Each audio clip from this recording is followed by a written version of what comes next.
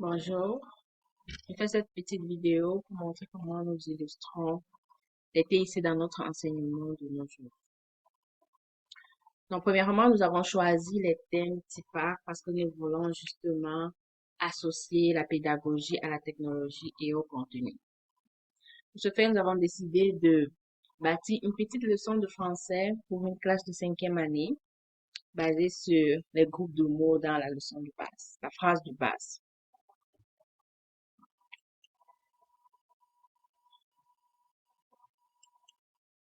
Alors, cette page, elle est uniquement pour l'enseignant. Pour se rappeler des attentes du curriculum, parce que nous travaillons toujours avec le curriculum. Ici, on a planifié ces projets d'écriture en utilisant des stratégies et des outils du pré-écriture. Le contenu ici, c'est la position des groupes de mots dans la phrase en se référant au modèle de la phrase de base et à l'aide des manipulations linguistiques, addition, déplacement, effacement et remplacement lors de l'étape de la révision. Donc ça, c'est une première leçon qui introduit un module qui va aboutir à un projet d'écriture. Donc, les élèves auront besoin de connaître des phrases de base et les autres différents types de phrases parce qu'à la fin, ils vont rédiger un texte. Donc, nous disons que cette petite leçon, vraiment, c'est juste l'introduction d'un grand module qui finit sur un projet d'écriture. Alors, pour l'enseignant qui va afficher cette leçon, il va directement passer cette page parce que uniquement celle-ci le concerne. Les élèves n'ont pas besoin d'ici. Les élèves ont directement besoin de l'objectif de la leçon. Elle est donc ici, connaître une phrase de base et être capable d'en écrire plusieurs exemples. Ça, c'est l'objectif que l'enseignant va donner à ses élèves. Alors, nous avons choisi de bâtir un PowerPoint parce que, déjà, premièrement, il est bon pour les élèves qui sont visuels. Donc, autant pour un enseignant qui travaille en visuel que pour celui qui est en présentiel. Afficher ceci, ça aide tous les élèves qui sont visuels, puis ça facilite aussi le travail de l'enseignant. Il gagne un temps, de tout le temps aller au tableau pour rédiger, il a juste à afficher ça, puis c'est motivant. C'est aussi motivant pour le reste de la classe. Alors, pour un début, il va faire un petit remue-ménage, ce que nous avons l'habitude d'appeler le rappel des connaissances antérieures. Déjà, les élèves, quand ils voient ça, ils savent qu'ils doivent réfléchir. Et c'est pourquoi moi, j'aime beaucoup le PowerPoint quand moi, je donne mon enseignement. Il va juste leur poser des questions, puis ils vont travailler de façon orale. Qu'est-ce que c'est le groupe sujet? Puis les élèves vont répondre, ils vont en discuter, il va demander, oh, mais comment tu fais pour savoir que ceci, c'est le groupe sujet? Fait que l'enseignant et les élèves vont discuter comme ça, puis il posera d'autres questions. Qu'est-ce que c'est le groupe verbal? Puis qu'est-ce que c'est le groupe de complément de phrase? Parce que justement, on aura besoin de ces trois éléments pour bâtir notre phrase de base. Après s'être bien rassuré que tous les élèves ont ces notions, l'enseignant va le questionner encore sur cette partie juste pour vérifier. Alors, pour chaque phrase, dis-moi quel est le groupe sujet, abrégé GS, quel est le groupe verbal, GV, et, et quel est le complément de phrase. Oui. Alors, j'ai mis trois couleurs ici pour faciliter le travail des élèves. Ils n'auront pas à constituer les groupes sujets, groupe verbal, complément de phrase. Ils sont déjà constitués. Ils doivent juste me dire lequel correspond au groupe sujet, lequel correspond au groupe verbal. Donc, si un enseignant est en mode virtuel, par exemple, les élèves en répondant vont utiliser les couleurs. Ah, monsieur, c'est le rouge. C'est Michel qui est le groupe sujet. Ou bien un autre élève qui connaît pas la réponse dira peut-être c'est le bleu. Au moins là, on n'a pas besoin d'écrire. Mais si on est en classe, l'enseignant peut projeter ça sur un tableau intelligent, puis l'élève pourra juste venir souligner la partie qui correspond à ce que l'enseignant lui a demandé. Puis après ça, on va passer à la définition de la phrase de base. Ici, nous allons utiliser la stratégie de l'apprentissage par la découverte. Donc, l'enseignant va donner les phrases de base que j'ai énumérées ici. Puis il dira aux élèves que les phrases qui sont à droite ici ne sont pas des phrases de base. C'est juste à gauche qu'on a des phrases de base. À droite, elles ont été transformées, puis du coup, elles ne sont plus des phrases de base. Mais que les élèves observent, puis qu'ils disent quelles sont les transformations qui ont été faites. Qu'est-ce qu'ils constatent? Pourquoi ici, ce n'est pas des phrases de base quand on les compare à celle-ci? Prendons par exemple la première phrase. Une équipe gonfle le ballon. Puis ici, on a une équipe ne gonfle pas le ballon. Donc, on veut que c'est l'élève qui découvre que, ah, en fait, c'est parce qu'ici, on a la négation. Puis de l'autre côté, la phrase est positive. Peut-être c'est pour ça que celle-ci n'est pas une phrase de base. Donc, lui-même, il va découvrir que, oh, les phrases de base doivent être positives. Puis on fera de même pour toute la deuxième phrase. Le ballon décolle. Est-ce que le ballon décolle? Dans la phrase interrogative, ne peut pas être une phrase de base.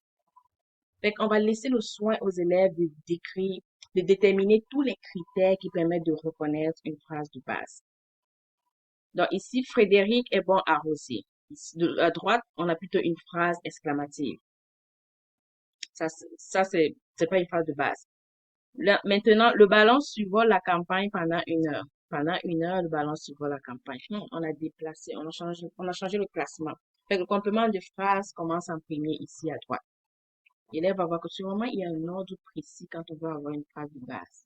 Puis en dernier, Frédéric branche les lumières dehors. Les lumières dehors sont branchées par Frédéric. On a un mode passif ici. Ça, c'est une phrase à la voix passive. Donc, les élèves vont déterminer tout ça. C'est vrai que après cette leçon, l'enseignant doit revoir avec les élèves les phrases passives puis les phrases actives, les phrases positives, les phrases négatives, puis les différents types de phrases exclamatives, interrogatives, déclaratives. Il devra refaire des petites leçons sur ça. Mais déjà, à partir d'ici, on a comme une petite sensibilisation par rapport à tous ces types. Parce que cela nous permet de déterminer les critères d'une phrase de base.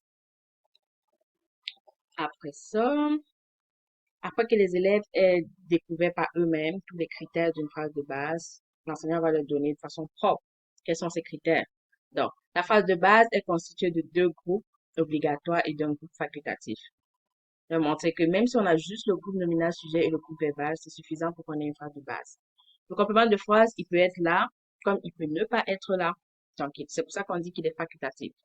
Dans la phrase de base, les constituants suivent toujours le même ordre, comme l'exemple qu'on a vu précédemment. Il faut que le groupe dominant sujet soit en début, puis après qu'on ait le groupe verbal, puis que le complément de phrase doit toujours être en déni.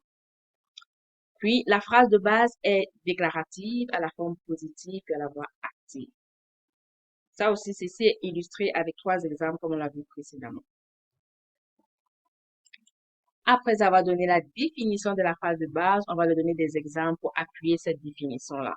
Donc, les élèves peuvent voir sur ces 3 phrases que, évidemment, l'ordre est respecté. On commence toujours par le groupe nominal sujet, après le groupe verbal, après le complément de phrase. Pareil pour cette phrase. Aline et Louise vivent en Espagne depuis 2 ans. On a respecté l'ordre. Les chatons de Minette ont bu du lait tous les matins. Puis on voit qu'il n'y a pas de négation. Puis toutes les phrases sont actives. Bon, après avoir donné tous ces exemples, on va maintenant laisser les élèves travailler. Puis, pour continuer à garder l'attention des élèves, pour continuer à les garder motivés, il est souvent très bon de nuancer un peu les outils technologiques qu'on utilise. Parce que là, on a fait un support PowerPoint, puis on a inséré un autre outil que j'appelle Answer Garden. Fait qu'il permet aux élèves de mettre leurs réponses. Ça permet à tous les élèves de pratiquer en même temps. Donc, ici, l'enseignant met le lien. Les élèves doivent juste cliquer dessus, puis ça leur renvoie dans l'autre outil technologique qui leur permet de répondre. Donc, s'ils sont en mode virtuel, ils ont tous leur tablette à la maison ou le Chromebook. Ils ont déjà le support PowerPoint que l'enseignant a bâti de données. Ils doivent juste cliquer ici. S'ils sont en salle de classe, généralement, on peut leur donner aussi des Chromebooks. Puis l'enseignant aura déjà inscrit ce lien peut-être dans le Classroom ou sur leur écran. Donc, l'élève va donc cliquer sur ce lien et ça va nous renvoyer sur le nuage de mots Answer Garden. Il est très simple et facile. Tout ce que l'élève a à faire, c'est de mettre sa réponse ici, puis de cliquer sur Submit. Donc, on va leur demander de bâtir une phrase. Puis, ils ont un maximum de 40 lettres. C'est la limite que cet outil nous donne. Donc, je pense que 40 lettres, c'est quand même assez. Les élèves de 5e année, ils font pas de longues phrases. Ils font des phrases très courtes. Donc, ici, un élève peut juste écrire papa, papa, nettoie, nettoie.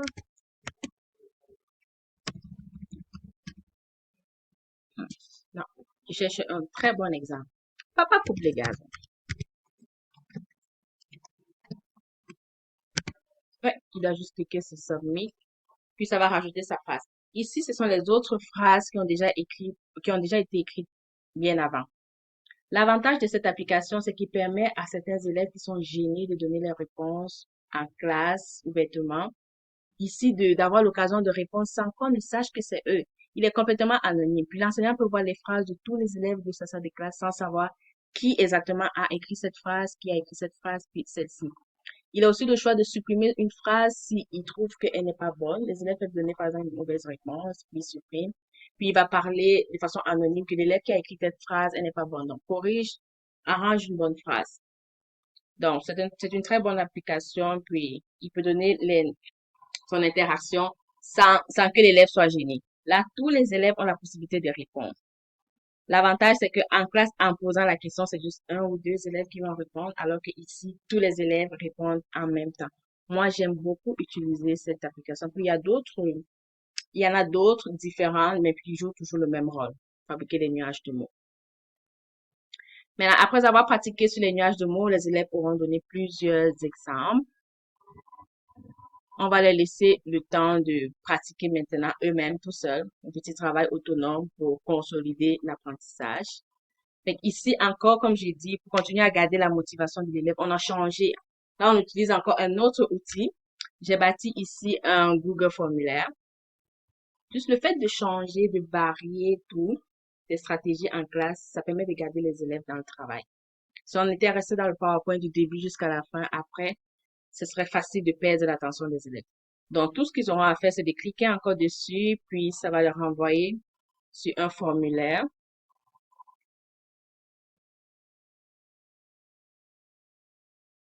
Puis, ils devront juste répondre à chaque question.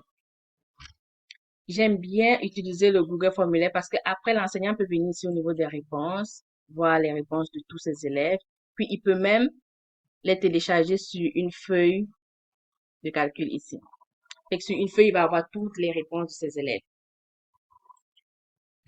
Ici, je commence toujours par dire écris ton nom parce que comme je vais télécharger la feuille de calcul, j'aime voir les réponses des élèves avec leur nom. Ah, là, je sais que c'est la réponse de Cédric ici. Après, je sais que, oh, sont les réponses de Anna ici, ainsi de suite. Donc, moi, ma première question, c'est toujours écris ton nom. Ça permet de voir. Puis, je n'oublie pas mes petites étoiles ici pour obliger les élèves à répondre à chaque question. Tant qu'il n'a pas répondu à la première question, il ne pourra pas aller à la deuxième, puis ainsi de suite. Ici, j'en ai mis juste 5 questions, mais dans un vrai cadre d'enseignement en classe, j'aurais fait un formulaire avec au moins 10 à 15 questions pour garder les élèves au travail pendant un bon bout de temps. Donc ici, c'est juste pour pratiquer toutes les petites choses qu'on a vues dans l'enseignement. Ici, Michel se joindra à nous, bien qu'il soit très occupé. Est-ce que c'est une phrase de base? L'élève doit se rappeler de tous les critères, il vérifie, il doit cliquer sur oui ou sur non, dépendamment de ce qu'il pense. Puis après, dans la phrase suivante, quel est le complément de phrase? Comme on l'a pratiqué au tout début. Il doit l'écrire, il doit mettre sa réponse ici. Donc, comme j'ai dit, ce formulaire, c'est juste des petites questions qui permettent à l'élève de consolider ce qu'il a appris. Puis après ça, l'enseignant a les réponses de tous ses élèves avec les noms. Puis il pourra apporter une petite rétroaction de façon individuelle. Donc ici, on finit notre petite vidéo. Comme je l'ai dit tout au début, on a utilisé le PowerPoint pour faire un visuel, puis on a inséré deux autres outils un peu différents pour varier l'enseignement. Puis on est resté dans le thème TIPAC parce que là-dedans, on a quand même mis nos stratégies d'enseignement, on a mis le contenu, puis on a utilisé la technologie. Pour l'ensemble de ces trois, c'est ce qu'on fait de nos jours maintenant pour plus gagner dans notre enseignement. Donc, merci d'avoir regardé la petite vidéo.